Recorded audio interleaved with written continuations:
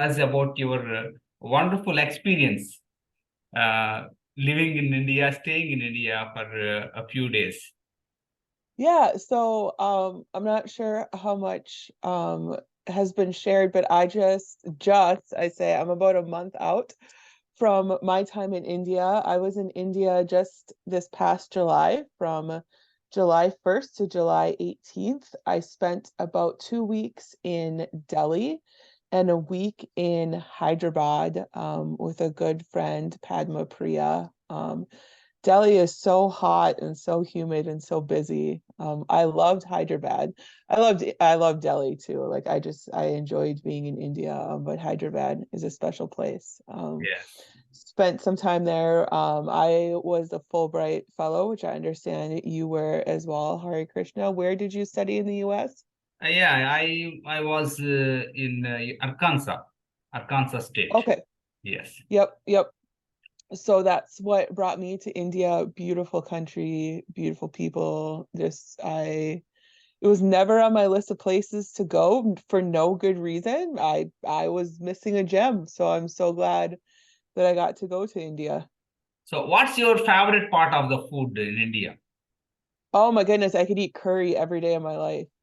Anything curry based. I like rice and I like anything spicy. So when I was a little girl, I always thought that Mexican was my favorite food because where I am from, like we don't really have Indian food, and I always grew up in very rural United States. And Mexican was like the only remotely spicy anything with rice. So I was always like, Mexican food is my favorite. And then after university, I actually moved to Thailand for 2 years. Mhm. I love Thai food, but when I was over in Thailand, I had Indian food for the first time, and I was like, where has this been my whole life? Can't remember exactly what it was called, but I had some lentil dish. It was a lentil curry that was Yes, lentil is very, right. very, very famous here Yeah, in India. so good, so good. Like the perfect amount of spice. I could eat that every day. It was so good. Okay. Okay, my students are eagerly waiting for this particular session. They have been waiting, and of course, due to some technical issues, we had to postpone the session to today. I don't know whether the weather at the time when you are in India was so hot, but here right now it's raining heavily. It's very cool at this moment. Delhi was so hot. Hyderabad was beautiful. It was not bad at all. Yes. So I would like to request you to introduce a bit so that my students will interact with you. Yeah, so my name is Aubrey. You can please just call me Aubrey. I teach here in the United States. I teach grades 11 and 12. I teach English, and this year I teach only composition. In the past, I have taught literature and composition, but this year I teach just composition. So I teach students how to write, and we practice researching. We write for various purposes. Um, for my or of my students, I would say about 20% of my students are English language learners. So in my school, most of our English language learners are from Somalia, the country in Africa. We have some, we have a few Indian students. They are not necessarily language learners. Their parents have come over. They're typically either in the medical field, or we have a research university here, and they are children of faculty members. Otherwise, as far as like what my students are like, I mean, the big thing I learned when I was over in India, students are students no matter where they are. I feel like I could walk in and I could look like, oh, those are grade 10 students, those are grade 8 students, no matter where they are. So we are on our last 2 weeks of summer vacation. My students will come back to me on August 24th. So they have just a shade under 2 weeks. I worked 2 days this week. I work 2 days next week, and then I am back full time the week after that. So Yeah, my summer is quickly wrapping up, but it's beautiful. yeah. Ma'am, Good morning. how are you? I'm doing well. How are you? I'm fine, thanks, ma'am. I am so glad today to ask you a question. Here my question is, what is the most important part of language learning? Okay, what is the most important part of language learning? So I think for any student, no matter what language you're learning, the important thing to remember is why you are learning that language. So I don't speak any, I picked up like 3 words of Hindi while I was over in India. I was blessed that so many people were willing to speak English all of the time with me. But the important thing is to remember the why you are learning English. With students, and I'm sure you practice the same thing. We practice reading, writing, speaking, and listening. For myself, excuse me, I'm learning Spanish. That's a language that I started studying in high school. I studied a little bit in college. And working with language learners myself, I want to have the experience of learning a language. Um, right now, my Spanish, I am strongest in reading my Spanish and in writing my Spanish. And that's okay right now because I'm not going any place to travel. I'm not going any place where I need to learn to be able to speak and listen. But those are certainly things, if I was going to go to school somewhere and I needed to be able to speak and listen with a Spanish population, I'm going to need to change the reasons, the ways for which I'm learning. So to be fluent in a language, we certainly need to master reading, writing, speaking, and listening. But as we're learning a language, keep in mind, why are we learning it for the first, like, why is it that we're learning it? For students as they're learning English, I encourage you, learn to read and to listen to English, and then you can teach yourself the writing and the speaking part that comes alongside of it. Thank you so much. Thank you so much, ma'am, for answering to my question. Of course. Hi, How do you incorporate technology in teaching English? yes. Okay. So of course, I have a little bit of a unique position in that my students are expected to be fluent in English. I would say 80 to 85% of my students are fluent in English. So when we are working on improving our English, we're working on what we would call like the nuances or the finer tuning parts of English. But when we are using technology for English, there's 3 things that I really encourage my students. And this is something that I can pass along to your teacher as well. I shared it at the school that I was at in Hyderabad. But 3 things that I encourage my students, all of my students, but especially my language students, to improve in their English. And I do this with my Spanish. I have a good friend who teaches French, and she does it with her French.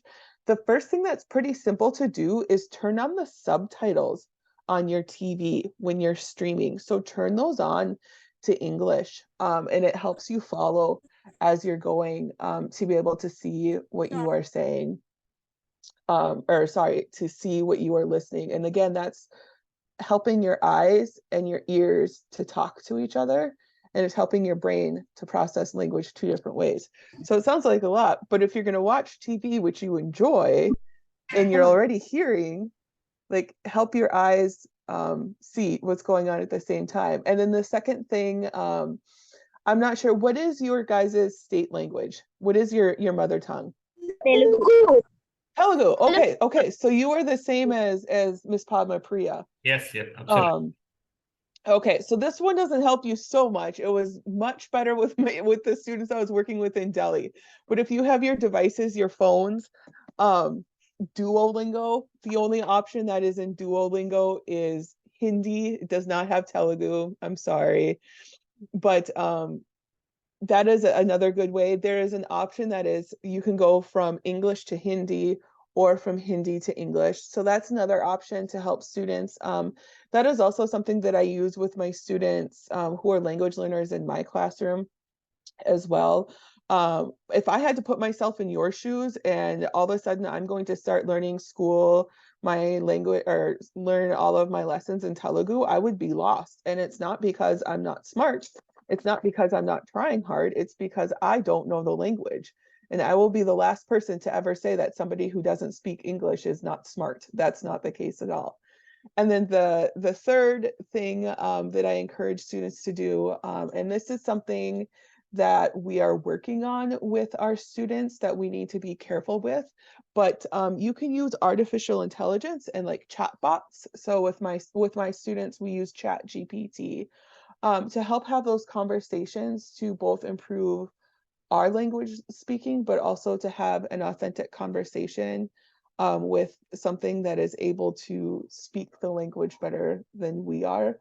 I've also in the past, and I think there's great value in using something like Google Translate to help double check my work when I have done the work. I have to do the work. I have to use my brain to do the work, but using Google Translate to help double check my work, things like that. It cannot take the place of my work, but using technology to help me improve myself is very beneficial, and it takes some of the load off of your teacher. It takes some of the load off of your friends as well, and it allows you to check your own errors, which is actually one of the most beneficial. Error correction is one of the most beneficial ways to teach your brain what it is that you need to keep working on versus just doing the same things over and over and over again that we already know how to do. Okay, thank you. Thank you so much. Hello. My name is Sheikh Husnia. I am studying 7th class. Can I ask you a question, ma'am? Yes. What grammar topics do you teach? What is your favorite? How do you teach? Okay, so I love grammar. I am kind of in the minority as far as loving grammar. If you talk to a lot of English speakers, they're going to be like, ugh, grammar. We don't like grammar. I love grammar. I love learning how language works. I love seeing how words work together. I love figuring out how words, function within a sentence. So since I'm teaching grades 11 and 12, class 11, 12, I'm teaching kids who are in their last 2 years of high school. So we are working a lot with how can we improve the word choice within our sentence to make our sentences sound better. So instead of saying the dog behaved good or the dog listened good, we might change our sentence to say the dog listened well, or the dog listened carefully, or the boy was wearing a blue shirt. Instead of saying the blue shirt, we might say the shirt was the color of the sky, or the shirt was as bright as, oh goodness, what's something that's bright and blue? A Pepsi can. I don't know. I'm trying to think something along those lines. So that's a lot of how I teach and use grammar. With my language learning students, they receive direct grammar, or what we call explicit grammar instruction, in a separate language learning class. So I don't necessarily need to teach that. I will for some of my students on like a 1-to-1 or like a 2-to-1 basis if we need to be working on like adjective placement or something like that in a sentence.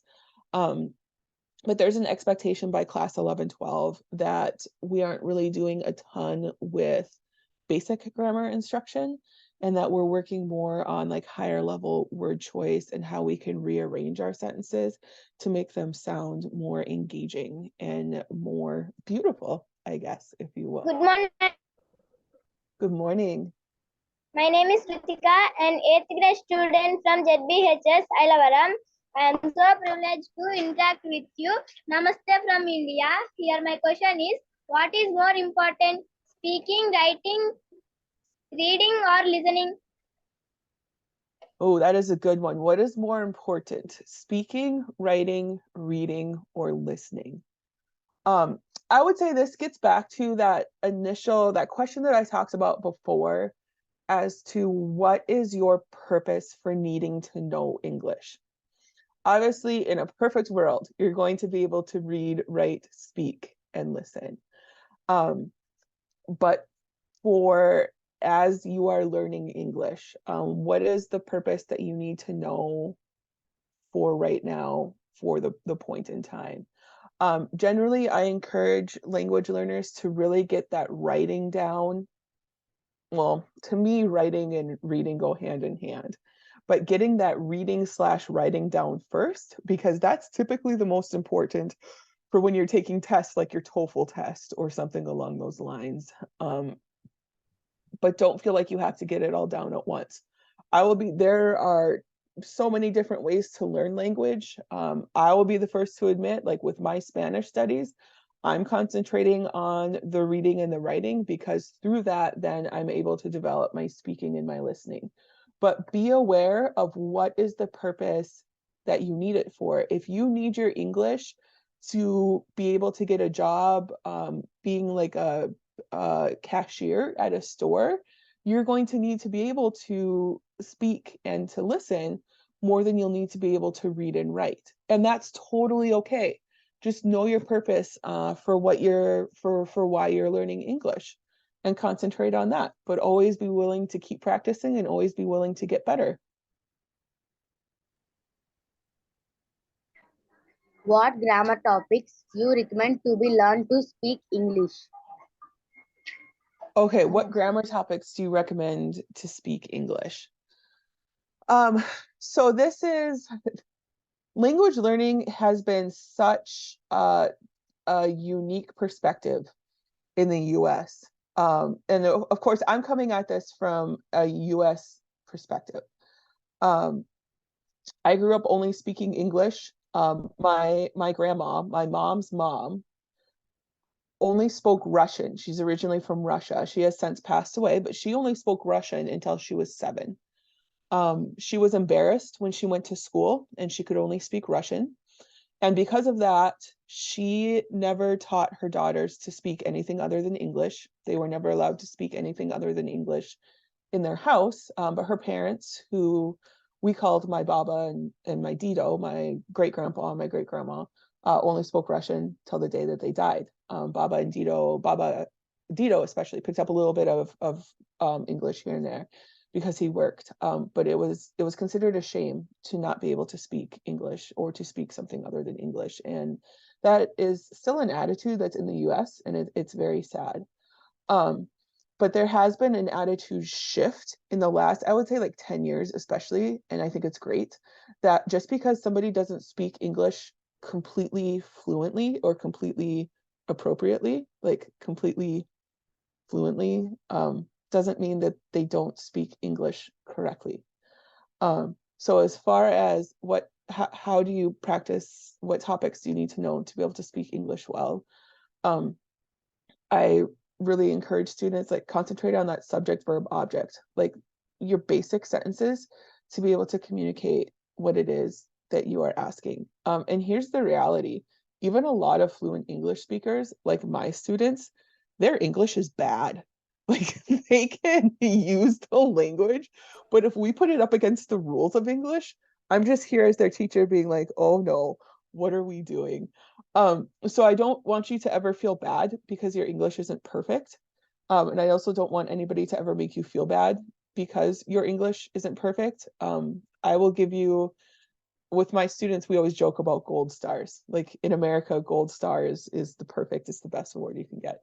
And I always tell them, like, I will give you 500 gold stars for trying something rather than just sitting there and being quiet, because you want to be perfect. So Okay. concentrate on knowing the words, and being able to have that basic sentence structure. But other than that, never let anybody look down on you because you're learning another language. Always be willing to learn, always be willing to try. I will be the first to admit, I did not learn much of any Thai when I lived in Thailand because I was too scared of looking like a fool. And it's a hard language, don't get me wrong, but I lost a lot of learning opportunities because I was too scared to even try. And that wasn't a good choice either. Okay, thank you. What are the latest trends in teaching English language? Yeah, so what are the latest trends in teaching English? Something that I think we are moving away from, which is great, is we used to be all about like you have to take literature classes and you have to read all of these books and you have to know all of these random things about all of these books and all of these authors, which don't get me wrong, I love to read. Reading is very important. You should always read. But the reality is that we do so much more with English than just reading. And I feel like that's reflected. Like I'm super excited this year to be able to just work with students in teaching writing. So a trend that we are moving, since we are moving away from all of the reading, and it's not that we are not going to read in my writing classes because we will read a lot, but it's not, think of it as being made into like a mini university student. Like you are going to go to university and study English. We were doing that in our high school classes, and that's not what we should be doing in our high school classes. So we are moving towards, and this is what I am going to be having a huge concentration on in my class 11 and 12 composition classes this year, excuse me, is what do you need to know English for? What do you need to be able to use English for? So some of my students are going to be going to university and they want to be engineers and they want to be doctors and they want to be nurses and they want to be business people and they want to be teachers and they want to be bankers, and those are all great things. So they're going to need to know English to go to university. I have some of my students who are going to want to go to what we call either like tech schools or junior colleges, and they are going to want to be welders, and they are going to want to like work on a farm, and they are going to want to work on automobiles, and they are going to want to like work with their hands, and they're going to need English for a different purpose. So we'll concentrate on using English for that reason. And I have some students who might be going full-time into the military, so they're going to be needing English for a different purpose. And I have some students who might be like, I have no idea what I'm doing and I'm going to go work for a couple of years. And that's a great option too. So within my one classroom, I might have students who are using the same assignment or the same project, and they have 4 different concentrations for it. And that's great. So they're all meeting the same learning target, but they're going about it in 3, 4, 5 different ways in a way that is useful to them. And the big concentration is what is useful to our students. And being useful to our students doesn't mean that our students don't have to work hard. And being useful to our students doesn't mean that we don't hold our students accountable to learning something more. But being useful to our students means that we don't assume all of our students are going to be doing the same thing or need the same thing right now. And that's okay too.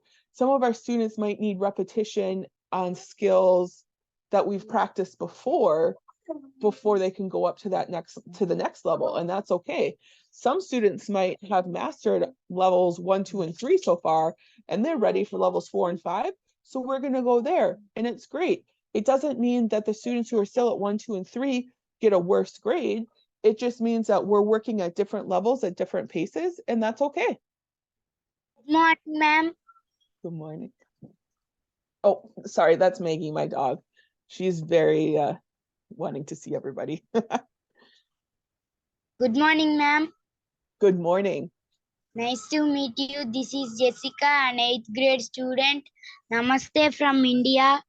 Namaste. I would like to ask you a question. Here my question is, how many methods of teaching there? Could you please explain? Oh my goodness. There are so many different methods to teaching English. My goal as a teacher, I tell my students, and it kind of makes them laugh sometimes, but my goal as a teacher is to make you not need me anymore, which kind of makes me sad. But regardless of what teaching method I use, I want you as my student to feel confident and capable and willing to be able to take the skills that I have taught you, to be able to use the resources around you, which for students is most often the internet, and to be able to keep growing and learning on your own. So when I'm talking about when we are using methods of teaching English, I guess I don't really have any sort of fancy terminology for what I do in my class, but it's more so me working with students to be able to teach them how to teach themselves at that next level, whether it's university, whether it's working, whether it's going to a junior college or like what you would call a school of specialized excellence, something along those lines. My methods of teaching are to equip the students, to give students the skills to be able to grow as learners without me. What is your teaching strategy to deal with the slow learners? Yeah, so teaching strategy to deal with slow learners. Again, so you're probably tired of me saying it, but a big focus on my classroom, a big focus with my students is why are we learning what we're learning? So with slow learners, my first thought with slow learners in my classroom is that typically these learners are not going to be going directly to four-year university, and that's totally okay. All right, so what are the skills that we need to immediately practice and master to have them ready for that next stage of life? So when I think back to my learner, I think back specifically to a learner that I had this last year, and writing a paragraph as a group of 5 sentences is something that in America students typically master at like class 3, class 4, and he was struggling with it in class 12. So for him, that was the skill that we stopped on, we focused, and we practice. In dealing with slow learners, we really just focus on what is it that you need to know for that next step, and how can I give you those skills? How can we practice those skills? How can I teach you to be able to teach and practice for yourself? There's not a huge focus on my class. Like, grades are important, don't get me wrong. But I kind of drive some of my students crazy because I tell them, like, I don't really care what your grade is. As long as you're passing, like, I'm not here. I don't really care if all of my students get A's, all of my students get F's. I want you to grow as a learner, and that's what I'm most concerned about. My class is different in that we are measuring the growth of your learning.